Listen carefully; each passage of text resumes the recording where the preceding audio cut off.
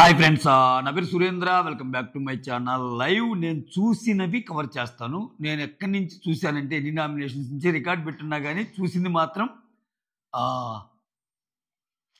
Demand వచ్చి రీతూని చేస్తాడు కదా, అక్కడి నుంచి చూశాను.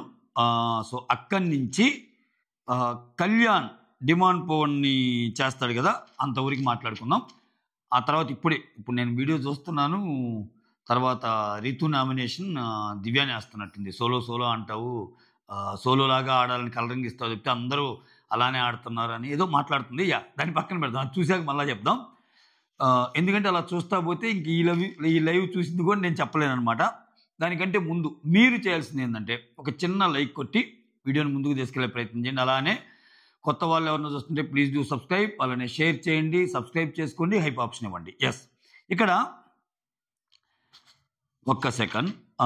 డిమాండ్ వచ్చి రీతూన్ చేసిన పాయింట్స్ ఏంటంటే, నువ్వు సాయి శ్రీనివాస్ని చంపను అనే ప్రామిస్ చేశాం కదా మనం. అంటే రెబల్ అయినప్పుడు సాయి శ్రీనివాస్కి నేను చెయ్యను అన్నావు కదా, కానీ ఆ ట్రస్ట్ని బ్రేక్ చేసి సాయి శ్రీనివాస్ని కిల్ చేసావు అనేది అంతే కదా. సాయి శ్రీనివాస్ని కిల్ చేసే పాయింటే కదా, అదొక పాయింట్.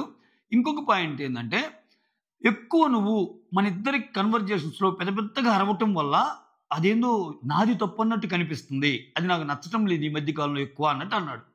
ఇక్కడ నేను ఏమంటానంటే, వీళ్ళిద్దరు నామినేషన్స్ ఇద్దరే అనిపించారు నాకైతే. ఇద్దరే ఎందుకో చెప్తా చూడండి. ఆమె అరిచి చెప్పటం, ఆమె గొడవ చేయటం, ఆమె గోలగోలగా నీతో మాట్లాడటం ఇది కొత్త కాదు, ఫస్ట్ నుంచి అదే ఉంది. అయితే ఈ మధ్య కాలంలో కొంచెం డౌట్ వచ్చింది డిమాండ్కి. ఎందుకు డౌట్ వచ్చిందంటే, మీరు గమనిస్తే అది నిన్నటి నుంచే స్టార్ట్ అయింది. ఇది నామినేషన్ కంటే ముందు నాకు సార్ వీకెండ్ వచ్చినప్పుడు ఒక మాట అంటాడు, సార్ నేను కన్ఫ్యూషన్ రూమ్లోకి వచ్చి ఒకటి మాట్లాడాలి అని.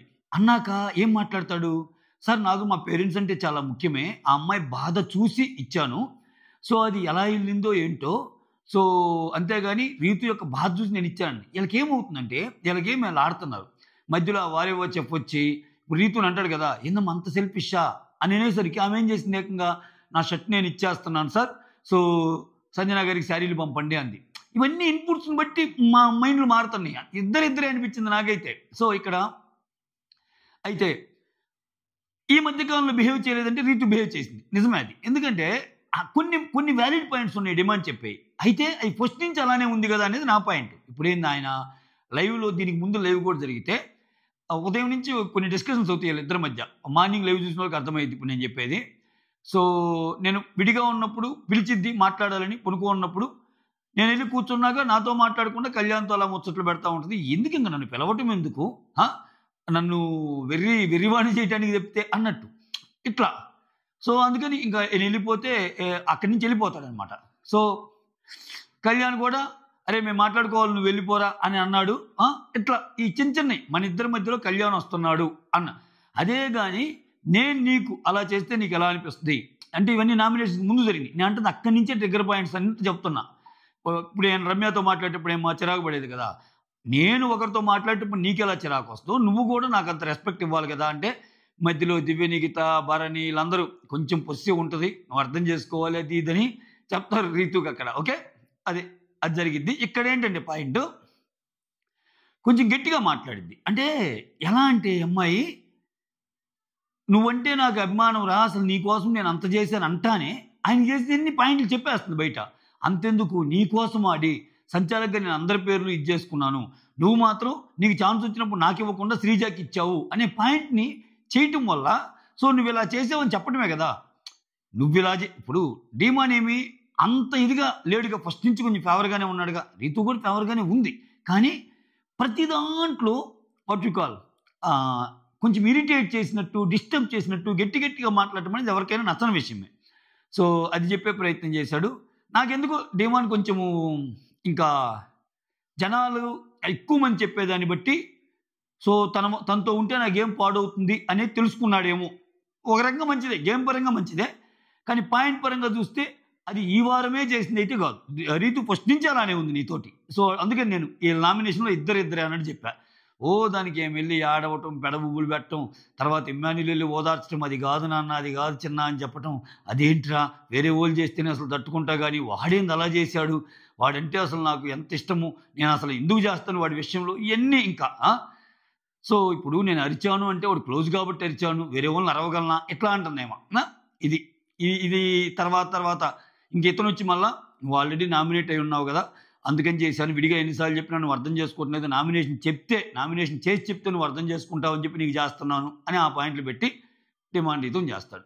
వీళ్ళు తప్పు అంటే ఇద్దరే అంటాను నేనైతే. ఓకే, కొంచెం ఏమైతే కొంచెము అంటే నాకేమనిపిస్తుంది అంటే రీతుని ఎక్కువ రోజులు దగ్గరగా చూసే కొద్దీ ఈ అమ్మాయి మ్యానిపులేటెడ్ అని ఆయనకు అర్థమైందేమో. అందుకే కదా ఇప్పుడు సాయి శ్రీనివాస్ పేరు తెచ్చాడు అంటే కొన్ని ఇప్పుడు మన ఫ్రెండ్స్ అయినా కానీ మనతో కలిసి ఆడేటప్పుడు కొన్ని పనులు చేసినప్పుడు అరే ఏంటి ఇలా చేస్తున్నారు వీళ్ళు అని అర్థమవుతాయి కదా.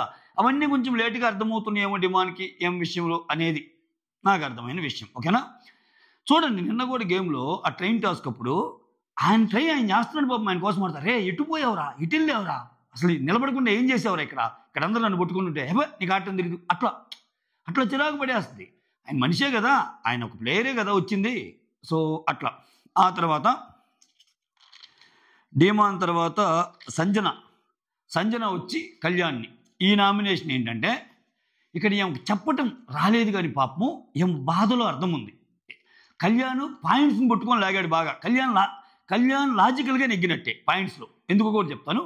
బట్ ఆన్ ద హోల్ కానీ మీరు ఇష్యూని కానీ చూస్తే సంజన అది కరెక్ట్ అనిపిస్తుంది. ఎందుకంటే సంజన అనేది ఒకటబ్బా, అరే నువ్వు ఫస్ట్ నుంచి ఒక దాంట్లో ఉన్నావు, ఎప్పుడు నీకు అవకాశం వచ్చినా నన్ను ఏదో తేడాగా చూస్తా, ఏది వచ్చినా నాకే చేస్తున్నావు.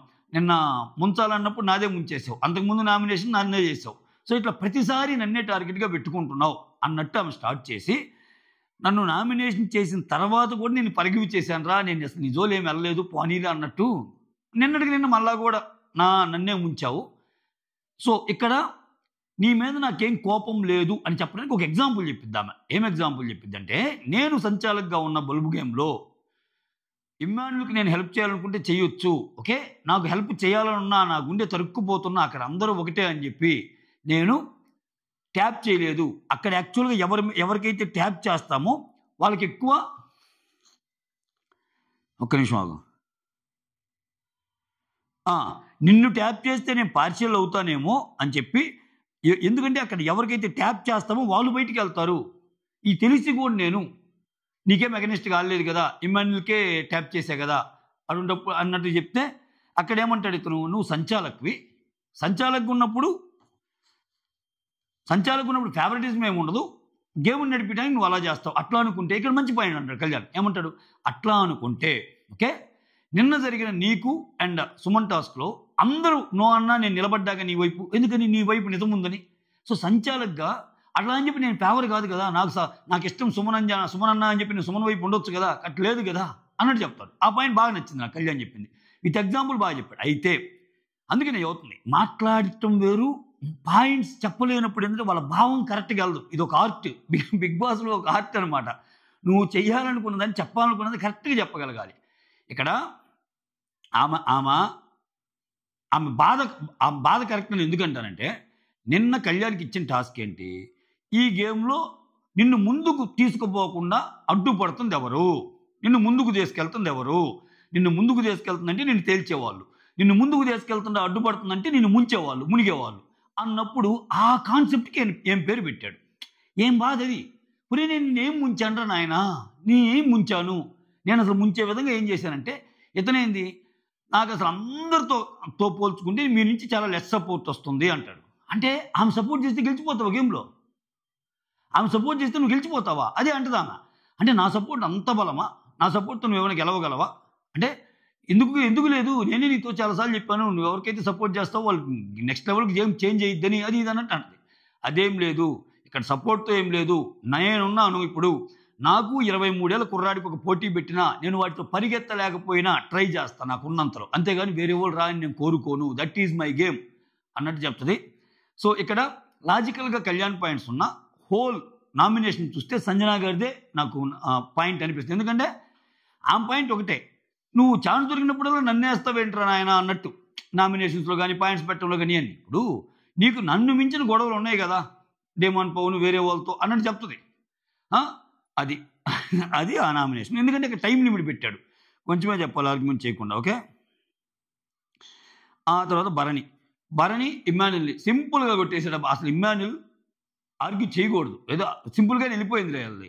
సో ఇమ్మాన్యుల్ నాకు థ్యాంక్స్ చెప్పాల్సింది పోయి, లేకపోతే నాకు మంచి చేసావని మంచి చెప్పాల్సింది పోయి, ఇదేంటి అన్నట్టు నువ్వు భరణికి థ్యాంక్స్ చెప్పుకోవాలి. ఇమ్మాన్యుల్ నువ్వు నామినేషన్లోకి తెచ్చాడు, అది కూడా కరెక్ట్ పాయింట్తో తెచ్చాడు. భరణి ఏమంటాడు, నువ్వు ఫస్ట్ వీక్ నామినేషన్లో ఉన్నావు, తర్వాత లేవు, రా జనాల్లోకి వెళ్ళి జనాల యొక్క ఆమోదం పొంది మళ్ళీ వచ్చాయి. అంటే లీడర్షిప్లో నేను గేమ్ గెలిచాను, అంటే నేను గెలిచాను, లీడర్షిప్లో నేను ఫస్ట్ ఉన్నాను, నీకంటే ముందు ఉన్నాను కొన్ని గేమ్స్లో, అంటే ఆ లీడర్షిప్ కాదన్నా నిన్న జనాలు పెట్టిన లీడర్షిప్లో కూడా ఇది సుమన్కి 100 వచ్చి ఆయనకు 95 వస్తుంది చూడు, అక్కడ కూడా జనాల ఆమోదం నాకు ఉందంటాడు. అయ్యా ఇమ్మాన్యుల్ అది 26 మంది అయ్యా, ఆయన వేసింది నీ మంచికే, నువ్వు జనాల్లోకి రా, జనాల్లోకి నిన్ను తీసుకొస్తే నువ్వు భరణికి త్యాగి చెప్పాల్సింది పోయి, భరణి మెల్లో దండ వేయాల్సింది పోయి, భరణిని ఇలా అంటావేంటి? ఆయన ఇంకా ఏం పాయింట్లు చెప్పాలా నువ్వు అది ఇదని, లేదన్నా నువ్వు పాయింట్ చెప్పేయాలి కానీ అది ఇది అన్నట్టు అన్నాడు. ఓకే అగ్రీ అన్నట్టు అన్నాడు. ఓకే అన్న యాక్సెప్ట్ దట్ కొట్టు అన్నట్టు అన్నాడు. అంతే. సో మంచిది, ఇది ఒక శుభపరిణామం అట్లీస్ట్. ఓకే, తర్వాత భరణి వచ్చి రీతు. ఇక్కడ రీతుని ఏమంటాడు, సంచాలకుగా నీ వలన ఒక బ్లండర్ జరిగింది. ఎటువంటి బ్లండర్ అంటే ఆల్మోస్ట్ జరిగిన టాస్క్ని మళ్ళా రీకండక్ట్ చేసి, అంతే కదా, ఆమె సంచాలకుగా తప్పు చేసిందనే కదా అప్పుడు డిమాండ్ పవన్ విషయంలో మళ్ళీ రీకండక్ట్ చేసి మళ్ళీ కెప్టెన్ అవుతాడు ఆయన. అలా చేసినప్పుడు సెకండ్ టైం కూడా అదే మిస్టేక్ చేసి ఒక డిజాస్ట్రస్ సంచాలకుగా నువ్వు మారావంటే నువ్వు చాలా మార్చుకోవాలి. ఇది ఒక్క పాయింట్ మీద అంటే ఏమో ఎంత మ్యానిపులేట్ చేస్తుంటే విషయాన్ని ఎటో తీసుకెళ్తుంది. అదేంటి, మనిషి అన్నాక తప్పులు సాధారణం, 100% ఎవరు కరెక్ట్ ఉంటారంటే అక్కడ 100% కరెక్ట్ లేకపోవటం మూలాన ఆ 5% 10% తప్పులు చూపే కదా నామినేషన్ వేసేది.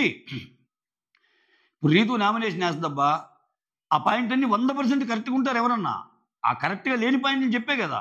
సో ఇక్కడ ఏమేం చెప్పిద్ది, నేను కొంచెం కన్ఫ్యూజ్ అయ్యాను, దానికి తప్పిందంటే అవును అలా అవ్వకూడదు, ఒకసారి ఆల్రెడీ నీకు జరిగింది కదా అన్నది పాయింట్. ఇప్పుడు కొత్త విషయం అయితే ఓకే, పదే పదే ఇట్లా బయాస్డ్గా ఉండటం అనేది నచ్చలేదు అనేది కదా ఆయన పాయింట్.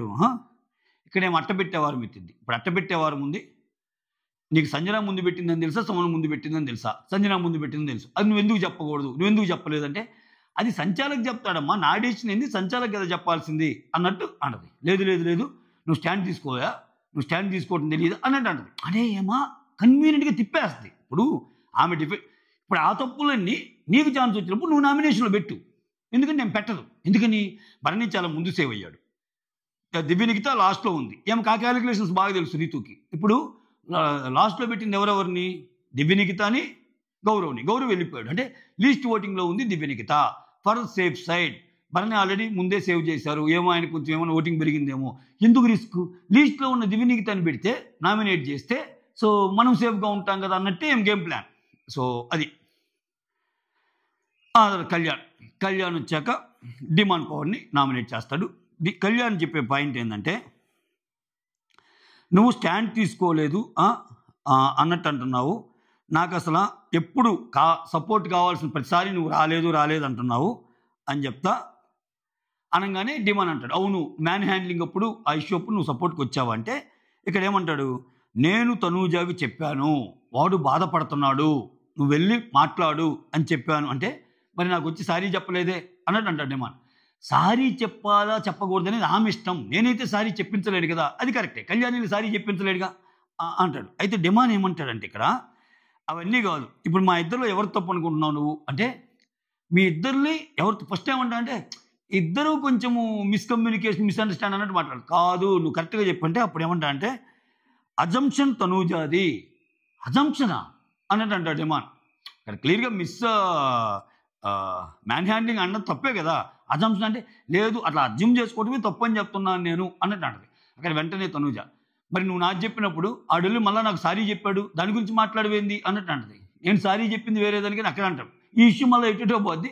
తర్వాత కామ్ డౌన్ అది మీ ఇద్దరు మళ్ళీ చూసుకోండి ఏమన్నా ఉంటే అని చెప్పి కళ్యాణ్ తన నామినేషన్ని కంటిన్యూ చేస్తాడు. ఓకే, చివరికి తను జరిగే తప్పు అంటాడు ఆ విషయంలో.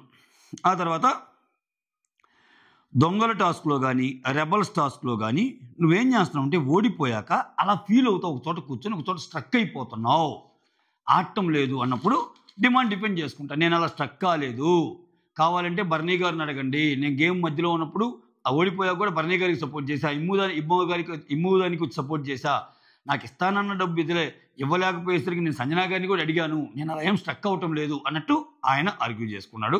అంతే, దీంట్లో ఇంకా తప్ప ఒప్ప అంటే ఇంకా లాస్ట్కి వచ్చేసరికి నేనేమనుకుంటున్నాను, గేమ్లోకి దిగారబ్బా ఆడున్న తక్కువ మంది.